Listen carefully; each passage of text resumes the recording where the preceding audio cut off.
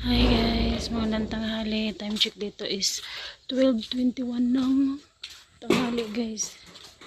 Tignan nyo yung parating na malakas na ulan. Ayan. At saka na-harvest na din pala ng biyanan ko guys yung garlic today. Today is Malaysian basa yun. Kanina, ayan. Hinarvest niya na kanina, siya lang mag-isa kasi konti lang naman yun at ako ay nag-ano ako ng mga bata kanina, baon nila. So yung pum guys, sinayaan ko na muna yan siya dyan. Kasi naanuhan siya ng maalikabok para maanuhan naman siya ng mahugasan naman siya babaga. Wala kaming kuryente kasi simula kaninang madaling araw.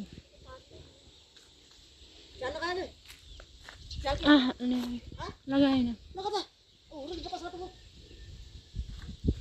Ayan. Kasi nabihan ako ng biyanan ko na isirado ko daw yung bintana.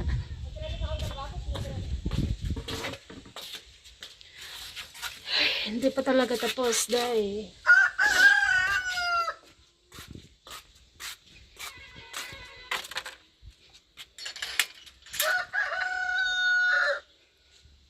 tignan nyo ba naman talaga yung anong dagom. Grabe jud yung dagom. Hindi ko alam kung bakit wala kaming kuryente simula kanina. Oh, talag-ulan na. Simula kanina madaling araw, guys.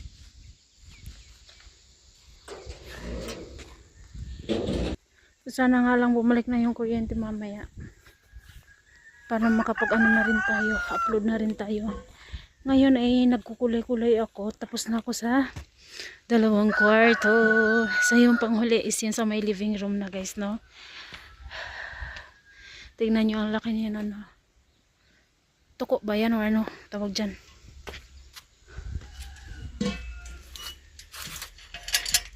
Grabe yung paparating na malaking ulan. Ay. Manghi ako nito kay auntie bukas. Ito yung lulutuin ko bukas day. Sabado bukas walang pasok yung mga bata.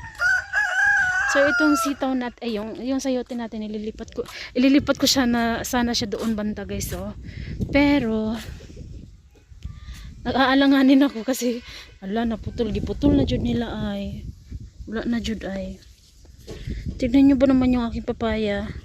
Yung tinanim ko to dito, ganyan pa yan siya kahaba. Tapos inano talaga nila yung dahon. Putol talaga yung dahon baga ganito ba? Ayan, wala talaga na siyang dahon. Tapos ngayon na-check ko siya, ngayon ko lang siya na-check. Ayun na, wala na. Tapos may patubo pa naman. Ayan. Tapos nag-ano na yung buri, wani itanay. Ito yung ano siya guys. Okra. And then yan yung sitaw. Ito yung nabili namin. Nakabili pala kami. Hindi ko na ano guys, hindi ko rin nabanggit. Yung nagpadala sa atin si ma'am from US. Sa payera natin, kasabay ng payera natin, naisingit ko itong pagbili ng itatanim namin guys. Yung tubo din malaki na rin, pero ano yan siya, yung yan is payat siya, hindi maganda. Ito mas maganda to siya. Gusto kasi talaga nila dito yung tubo eh. Ako dati naalala ko nung bata pa ako, mahilig ako sa tubo, pero ngayong may edad na tayo day, parang nanaanuhan ako tawag dito eh, sa Bisaya pangilingig, nangilingigan ako mukhaon og kuan tubo. Ayan, mga marijuana. Natubo lang yan siya, guys, ha. Hindi ko yan pinutol kasi putulin ko sana yan dapat. Nung kailan yun, pero hindi ko na pinutol dahil baka anuhin yan nung biyanan ko. Pwede kasi yan mabenta eh. May narinig akong daga, guys. Grabe yung silabasan ng daga ngayong parating na summer, guys. Ay.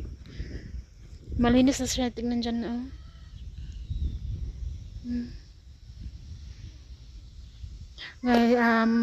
Thank you, ano yun, tawag dito eh. Nagpapasalamat po talaga ulit ako. Basta hindi lang ako hindi lang ako makapaniwala na ganito na yung yero natin, ganito na yung bahay natin. Parang sobrang ano lang talaga, sobrang saya ko lang talaga guys, no. Kasi naalala nyo dati, pero kahit naman na yun dati guys, na maliit yung bahay natin na yung yero maikli. ano pa rin ako guys, thankful pa rin ako kasi kahit ganun man yan siya tignan sa labas dati, sa loob okay naman. Gaya na sabi ko, lagi kong sabi dati na okay lang kahit natulo, at least may bahay, may masisilungan pa rin kahit papano. Ay, yung ibon.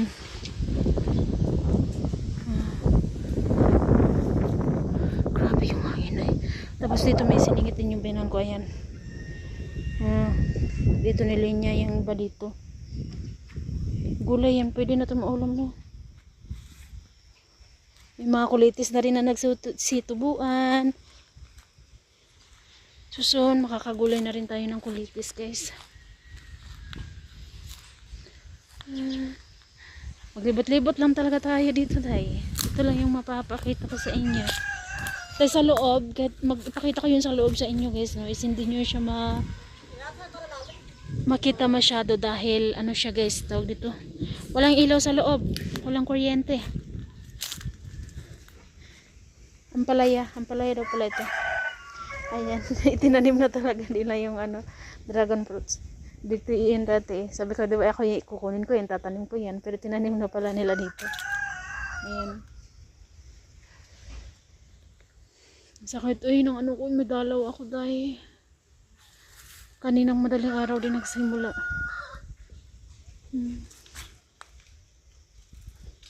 Ako kasi guys, pagkagabi natutulog ako, nagigising talaga pag gusto ng gatas ni RJ. Kasi pag ayaw mong gumising, gigisingin ka talaga niya ni RJ.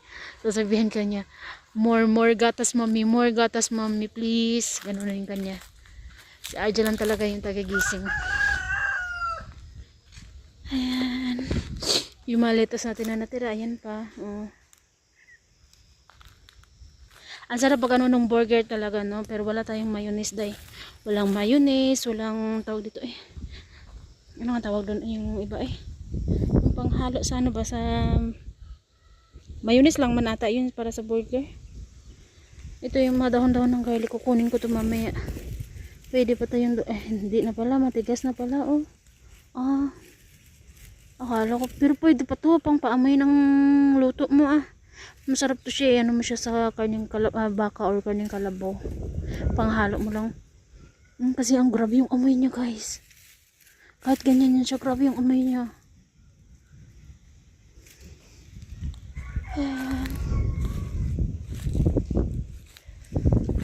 Are.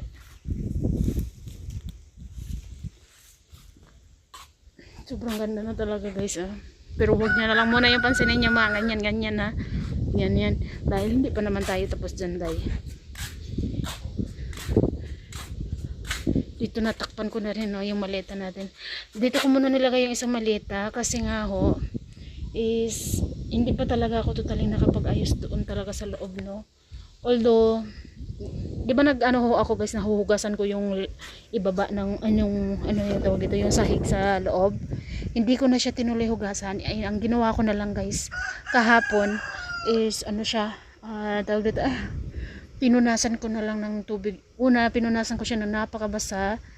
Talagang inanuhan ko ng tubig na konti-konti ba yung, hindi yung konti, basta yung mabasa talaga yung ano niya. Tapos pinapahiran ko lang, pinapatuyo ko, yung ganun ba. Importante maging malinis yun sa loob. Yung rose, ay lang, madalaw ako din, no. Yung rose natin guys, oh. Ang sipag-sipag din mag ano ng udlot. At saka nagulat yung binan kong lalaki sa aking tomato guys, guys, nagulat siya kasi ang dami daw ng bunga yung tomato ko. Nag-iisa akong tomato hanggang simula nung winter hanggang ngayon okay pa siya. Dilim na talaga, grabe yung bundak ulan. Ito na yung first time na na bundak ulan. Kasi nung nag-ulan ng yellow guys, is yun ay hindi talaga yun buong araw, saglit lang yun. So guys, hanggang dito na lang muna. Bye bye po everyone. God bless us all. Thank you for watching guys. Thank you po sa mga nagko-comment ho. Lalo na ho sa mga hindi po nag-i-skip. Thank you so much po. God bless us all. Bye bye po everyone.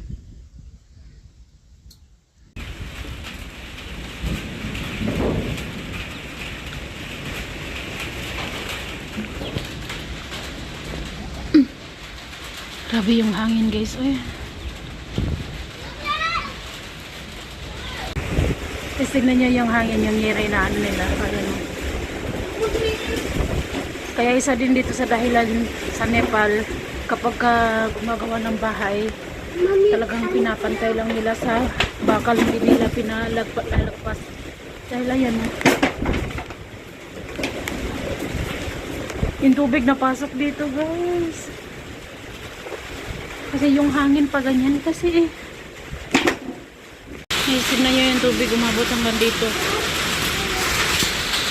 Ayan. Galing dyan yung tubig. Grabe. Yung hangin, tignan nyo, halos basa na lahat dyan. Ayan. Grabe. Tignan nyo guys, oh.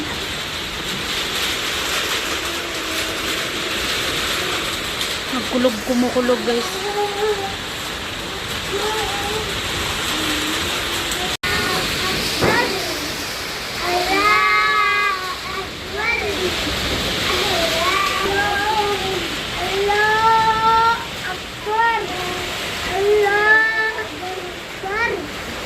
Nauwi na yung mga bata kasi kinuha ng biyanan kong lalaki doon.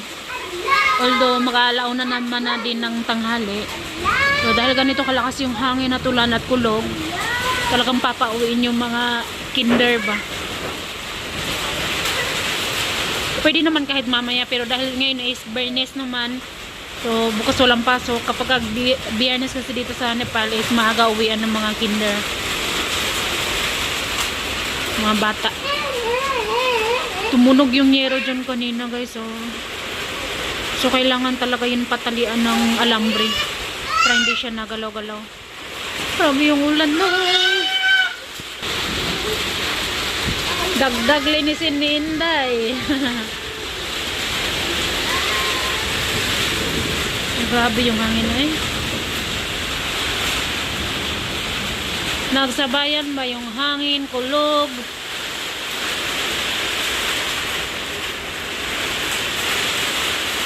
Ulan, ba? Grabe.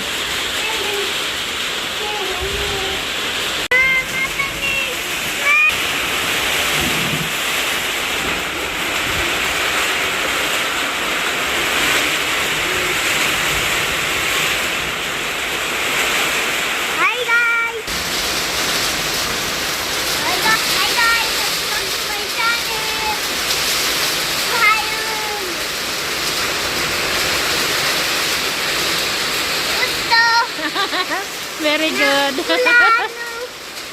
Very good. Very good juga ka ba?